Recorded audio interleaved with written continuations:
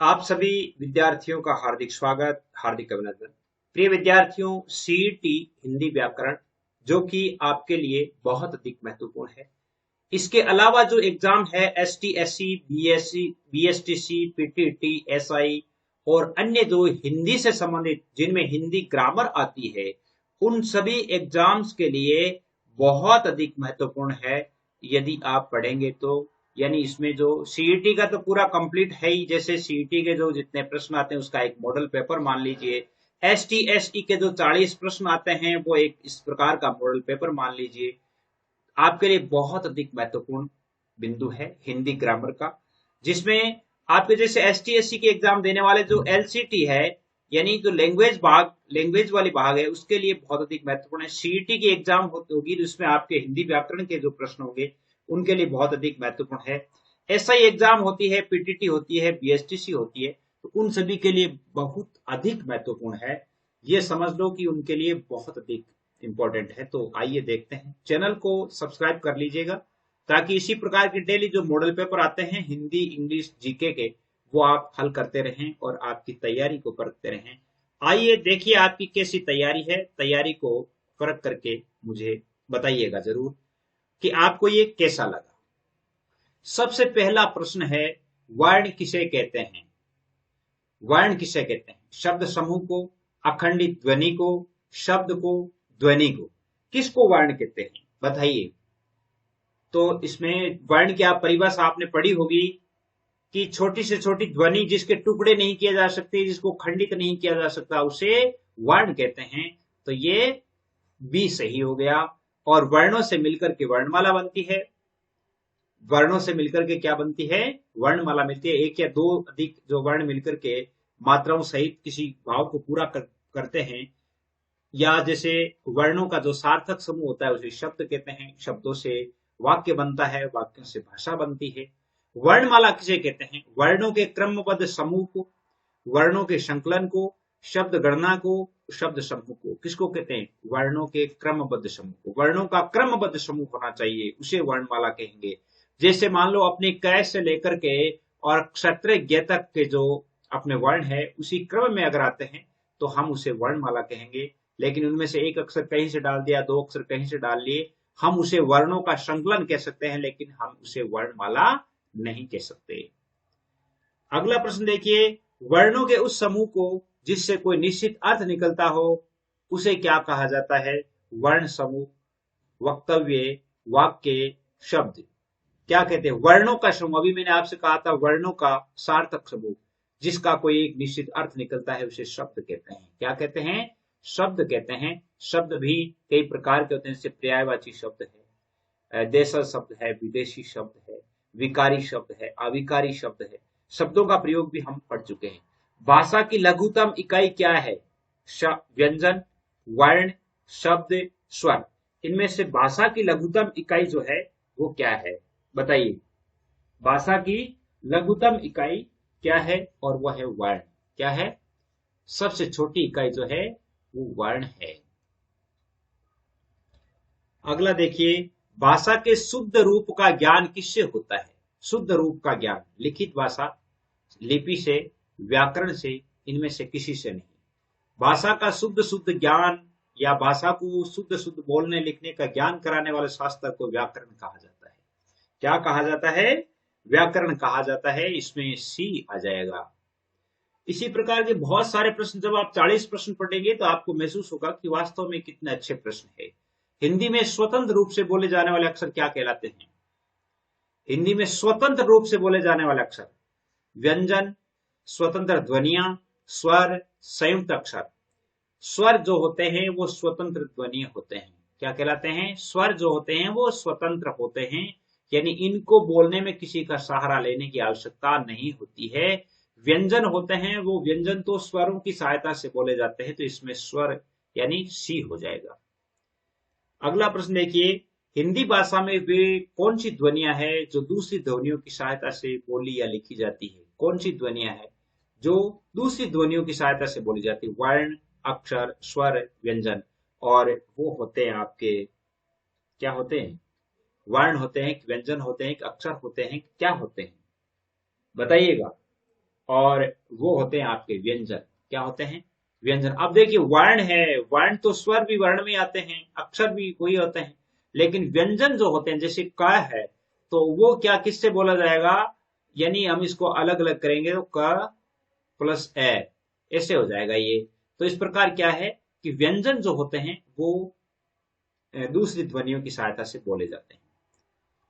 हिंदी में मूलतः वर्णों की संख्या कितनी है? मूलतः वर्णों की संख्या कितनी है? 50, 51, 52, 53 कितनी है?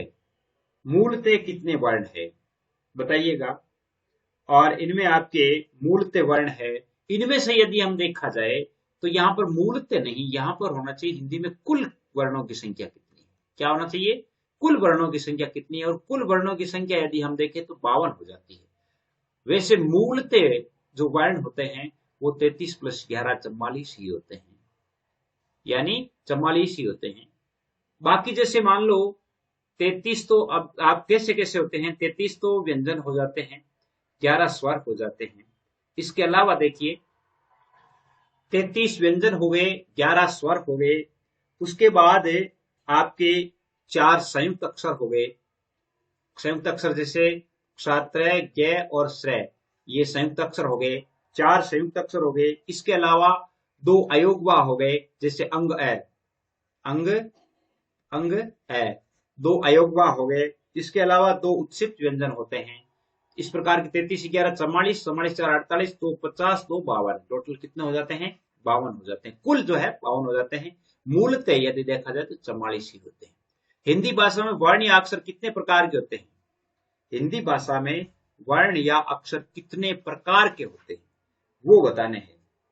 वर्ण या अक्षर कितने प्रकार के होते हैं? 1, 2, 3 कितने प्रकार के होते हैं? 3 प्रकार के होते हैं। कितने प्रकार के होते हैं? 3 प्रकार के होते हैं। व्यंजन, स्वर, संयुक्त अक्षर कितने प्रकार के हो गए? 3। हिंदी वर्णमाला मूल स्वर कितने हैं? मूल स्वर कितने हैं? 2, 4, 7, 6 इनमें से कितने हैं? और मूल स्वर है आपके 4, ए, ई, उ और री। मूल जो स्वर है वो 4 ही है। बाकी स्वर है वो इनकी सहायता से बनता है। ए प्लस ए बराबर आ बन जाता है, ए प्लस छोटी ई बराबर बड़ी ई बन जाती है। इसी प्रकार क्या है, ए प्लस ई बराबर ए बन जाता है। तो ये स्वर बन जाते हैं। हिंदी में कितने स्वर हैं? मूल कितने स्वर हैं? 11 है, 26 है, 30 है, 36 है। कितने स्वर हैं? मूल तो 11 स्वर हैं, आप जानते ही हैं। स्वरों को और किस नाम से जाना जाता है? स्वरों को और किस नाम से जानते हैं? प्लुत जानते हैं कि सूर्धन्य जानते हैं कि हलय जानते हैं कि अचो जानते हैं कि इसमें से और किस नाम से जाना जाता है? स्वरों को और किस नाम से जाना जाता है? स्वरों को आपके और किस नाम से जानते हैं बताइएगा। स्वरों को और हलंत के नाम से, हलत के नाम से जानते हैं, हलय, इसके नाम से भी स्वरों को जाना जाता है। दीर्घ स्वर कौन से हैं बताइए? दीर्घ स्वर, छोटे स्वर तो ए, ई, उ, री ये छोटे स्वर हैं।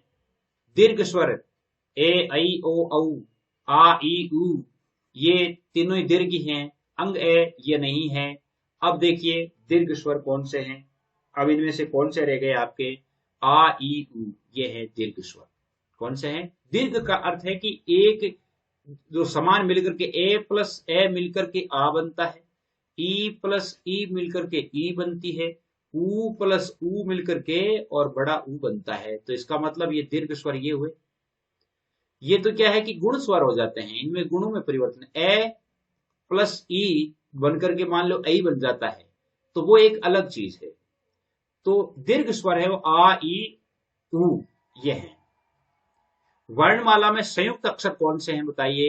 ए, ऐ, औ, जय, झय, ई, ए, आ इनमें से संयुक्त अक्षर कौन से हैं? दोनों संयुक्त अक्षर होने चाहिए। कौन से संयुक्त अक्षर है बताइएगा। और इनमें है आई और औ, आई और औ। जैसे आई और औ जो है ये दोनों किसी किसी स्वरों से मिलकर के बनते हैं। व्यंजन कितने होते हैं? टोटल व्यंजन कितने हैं? 10 है, 16 है, 22 है, 33 है। कितने हैं? 33 व्यंजन है जिसको हम पढ़ चुके हैं। डी। अगला देखिए, स है कौन से व्यंजन कहलाते हैं? इनको कौन सा व्यंजन कहते हैं? संघर्षी व्यंजन, प्रकंपी, स्पर्श संघर्षी, स्पर्शी, कौन सा व्यंजन इनका नाम दिया गया है? इनका जो इन व्यंजनों का नाम है वो कौन सा है और इनको क्या कहा जाता है? संघर्षी व्यंजन कहा जाता है। क्या कहा जाता है? संघर्षी व्यंजन कहा जाता है। संघर्षी व्यंजन क्यों कहा जाता है? क्योंकि इनसे जो जब निकलती है तो वो क्या है कि संघर्ष करके और हवा के रूप में निकलता है, यानी उसमें व्यंजन भी होते हैं। ये कौन से होते हैं? उसमें व्यंजन भी होते हैं। प्रत्येक व्यंजन वर्ग में वर्ण संख्या क्या है? प्रत्येक व्यंजन में प्राय वर्ण संख्या कितनी? 4, 6, 5, 8।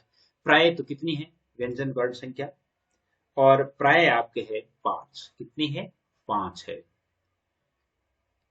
संयुक्त व्यंजन इनमें से कौन सा है? देखिए, अड़े, अंगर, अड़े, ई, गे, इनमें से कौन सा है? ये है। गे कैसे बनता है? जय प्लस ये, इससे बनता है जैन। ये इसको अड़े पढ़ते हैं, इसको अंगा पढ़ते हैं। अब ये जैसे कै, ख, ग, घ और अंगय, ये है। अपन कौन सा पढ़ रहे हैं? अड़े वाला पढ़ रहे हैं। यानी हम जो नीचे ये बिंदी लगाते हैं, इस ये उर्दू का है, ये अपना हिंदी वाला तो ये है, इसको अंगा बोलते हैं। अगला देखिए, हिंदी वर्णमाला में संयुक्त अक्षर कौन से हैं? इनमें संयुक्त अक्षर ए, आ, जे, उ, ले, क्षत्रज्ञ, पे, फे, भे। तो क्षत्रज्ञ है वो क्या है? संयुक्त अक्षर है। ये किस किस से बना है? क्ष जो है वो बना है क प्लस से, त्रय बना है तय प्लस रे से, और गे बना है जय प्लस ये से, इससे बना है क्षत्रज्ञ। देखिए, आज बहुत ही सिंपल सिंपल है। इसी प्रकार धीरे धीरे कठिनतर प्रश्न होते जाएंगे। निम्न में से व्यंजनों का कौन सा सही क्रम सही है? टे वर्ग, पे वर्ग, ते वर्ग, चे वर्ग, पे वर्ग। जैसे कै, चे, टे, ते, पे, यानी ये सही वर्ग है। के के बाद चे की लाइन आती है, टे की आती है, फिर ते की आती है, फिर पे की लाइन आती है, तो ये सही है। व्यंजनों का कौन सा वर्गीकरण निहित है? व्यंजनों का वर्गीकरण कै वर्ग, चे वर्ग, टे वर्ग, ते वर्ग, पे वर्ग, अंतस्थ, उसमें ये सभी है, सही है। उसमें सही है। अगला प्रश्न देखिए, निम्नांकित में से बताइए कि नवीन विकसित ध्वनियां कौन सी है? नवीन विकसित, आई, औ, से, ख, ग, उ, इनमें से नवीन जो विकसित ध्वनियां हैं वो कौन सी है? वो हमें बतानी है, और वो है आपके से। कौन सी है? से। सबसे पहले ये से हुआ करता था, फिर बाद में ये से और ये से, ये दोनों से है वो बाद में आए हैं। तो इससे पहले जो है वो कौन सा से हुआ करता था? ये से, जिसको हम जिस से कौन कह सकते हैं, से मूर्धन्य कहा जाता है। कौन सा? ये से मूर्धन्य है, और ये से तालव्य है, ये से दंत्य है। तो ये से भी अलग अलग है। अगला देखिए, क, ख, ग, फ, इनमें से कौन सा अक्षर उर्दू से लिया गया है? क, ग, ख, फ, इनमें से फ जो है वो उर्दू से लिया गया है। कौन सा लिया गया है? फ है जो उर्दू से लिया गया है। क, ग, ज, फ ध्वनियां किसकी है? अंग्रेजी की, दक्षिण भाषाओं की, संस्कृत की, अरबी फारसी की। किसकी है? ये अरबी फारसी की है। यानी इनके नीचे एक नुक्ता होता है, क, ग, ज, फ, यानी क है तो इसके नीचे एक नुक्ता लगता है, ग है तो इसके नीचे नुक्ता लगता है, ज के नीचे नुक्ता, और फ के नीचे भी नुक्ता। तो इस प्रकार जब नुक्ता लगता है तो ये किसकी ध्वनिया है? अरबी फारसी की ध्वनिया है। तय किस वर्ग में आता है? तय, देखिए तय थे देने में आता ही है। और तय कौन से, जैसे वोकल वर्गीकरण का आधार जो है, तय को दंत्य का आधार, तय वर्ग जो है वो दंत्य कहलाता है। इनमें से कौन सा मानक वर्ण है? बताइए। झ, भ, ख, प, इनमें से मानक वर्ण कौन सा है? मानक वर्ण कौन सा है इनमें से? इनमें से झ जो है ये मानक वर्ण है। देखिए, ये पहले झ इस तरह लिखा जाता था, फिर जो है वो जब हमारी कमेटी बनी तब इस झ को स्वीकार किया गया और इसे मानक वर्ण के रूप में काम में लिया जाने लगा। निम्न में से नासिक के व्यंजन कौन सा है? नासिक के व्यंजन प, ज, रे, डे, इनमें से कौन सा है? इनमें से जैसे प, ञ, रे, ज, तो नासिक के व्यंजन जो है ञ है। आपने जो जितने भी जो अक्षर हैं, जैसे के का पांचवा अक्षर अंगा होता है, ये नासिके है। चे का नी होता है, ये नासिके है। टे का हणे होता है, ये नासिके है। ते का ने होता है, ये नासिके है। जैसे पैक वाला में में होता है। ये सब पंचम वर्ण जो होते हैं वो नासिके या अनुनासिक कहलाते हैं। कंठ से उच्चारित होने वाले वर्ण कौन से हैं? कंठ से तेवर्ग, केवर्ग, पेवर्ग, चेवर्ग, कंठ से केवर्ग उच्चारित होता है। के से के वर्ग जो है वो कंठ्य कहलाता है। चे तालव्य कहलाता, चे वर्ग तालव्य कहलाता है। और टे वर्ग है वो मूर्धन्य कहलाता है। इसके अलावा ते वर्ग है वो दंत्य कहलाता है। और पे वर्ग है वो ओष्ठ्य कहलाता है। इस प्रकार इनका विभाजन होता है। से वर्ण का उच्चारण स्थान कौन सा है? से। ये से, देखिए से तीन है, से ये तीनों से है। इनमें से कौन सा है? इसमें से मूर्धा है, कंठ्य है, तालु है, औष्ठव्य है, कौन सा है? और ये से है आपके तालव्य। कौन सा है? से तालव्य है। जो से तालव्य जो है वो चे के साथ आता है। ये किसे? चे वाली लाइन तालव्य होती है, तो ये ई भी तालव्य होती है, तो ये तालव्य है। ये से मूर्धन्य है। कौन सा है? मूर्धन्य है। और मूर्धन्य में टाठ आते हैं। ये से जो है वो दंत्य है, और दंत्य में आप जानते हैं तेवर्ग आता है। तो ये से तीनों अलग अलग है। चैवर्ग का उच्चारण मुंह के किस भाग से होता है? तालु, कंठ, औष्ठ, मूर्धा तालु से होता है, तो इनको तालव्य कहा जाता है। क्या कहा जाता है? तालव्य कहा जाता है। पेवर्ण का उच्चारण स्थान कौन सा है? पेवर्ण का आप जानते हैं होठों से होते हैं, तो औष्ठ्य है। पेवर्ण के कौन सा कहलाता है? औष्ठ्य कहलाता है। बहुत ही इंपॉर्टेंट प्रश्न है, ये ध्यान रखना। घे का उच्चारण स्थान कौन सा है? के वर्ग है वो कंठ से उच्चारित होता है। घे कंठ से है तो कंठ कंठ्य हो जाता है ये। अगला देखिए, निम्न में से किन वर्णों का उच्चारण नासिका द्वारा होता है? वर्ग के तृतीय वर्ण का, वर्ग के पंचम वर्ण का, वर्ग के प्रथम वर्ण का, वर्ग के द्वितीय वर्ण, वर्ग के पंचम वर्ण जो है, जैसे ये अंगा है, ञे है, अण है, न है, मैं है, ये सभी पंचम वर्ण है। और इनका उच्चारण है वो नासिका से होता है। इनको नासिके भी, अनुनासिक भी कहा जाता है। स्थान के आधार पर बताइए कि मूर्धन्य व्यंजन इनमें से कौन सा है? मूर्धन्य व्यंजन डेड है, पैफ है, गैग है, जैज है। इनमें से मूर्धन्य व्यंजन डेड है। टेवर्ग जो होता है वो मूर्धन्य में आता है। पैफ है ये औष्ठ्य है। गैग है ये कंठ वाला है। जैज है ये तालव्य है। ये तालु से उच्चरित होते हैं, ये ध्यान रखना। निम्न में से कंठ्य ध्वनियां कौन सी? आप जरूर बताइएगा कि हाँ आपके कितना समझ में आ रहा है, कैसे आपको लग रहा है, मेरे द्वारा जो बताया जा रहा है वो आपको किस प्रकार लग रहा है। कंठ्य ध्वनियां कौन सी है? कंठ्य वो आप जानते हैं के वर्ग वाली ध्वनियां वो कंठ्य है, तो इसमें सी उत्तर हो जाता है। व्यंजन से का उच्चारण स्थल कौन सा है? मूर्धन्य है। से अपन पढ़ चुके हैं, ये मूर्धन्य कहलाता है। और घे का उच्चारण स्थल क्या है? घे का उच्चारण स्थल जो है आप जानते हैं, इस घे का उच्चारण स्थल जो कौन सा है, यानी घे कंठ्य होता है, तो ये कंठ्य है। वैसे यदि ध्य पूछा जाए तो ये कौन सा है? दंत्य है। अगला है कि निम्न में से किन का उच्चारण तालु से होता है? तालु से, ई से चेवर्ग, चेवर्ग और ई से इनका तालु से होता है। ई का से तालव्य और चेवर्ग जो है इनका किससे होता है? तालु से होता है। तेवर्ग का उच्चारण मुंह के किस भाग से होता है? तेवर्ग का उच्चारण तालु से, दंत से, मूर्धा से, कंठ से। और ते को दंत्य कहा जाता है, तो दंत से हो गया। बी उत्तर सही है। अगला प्रश्न है, देखिए कि निम्न में से कोमल तालव्य ध्वनियां कौन सी है? कोमल तालव्य, और कोमल तालव्य ध्वनियां है वो कौन सी कहलाती है? कोमल तालव्य ध्वनियां देख करके बताइए। जैसे डे, ढेड़े, अड़े, अंगे, तैथ है, गेग है, तैथ है, डे, पे, चैच है, जैज है। इनमें से कौन सी है जो कोमल तालव्य है? कोमल तालव्य आपके ध्वनियां है इनमें से, देखिए, और वो है आपके चैच है, जैज है। ये कोमल तालव्य है। क्या है? चैच है, जैज है। आप जानते हैं इसको तालव्य, आपको इतना ध्यान रखना है, जैसे तालव्य है तो तालव्य है, तालव्य में ये कोमल तालव्य अपना आप हो जाती है।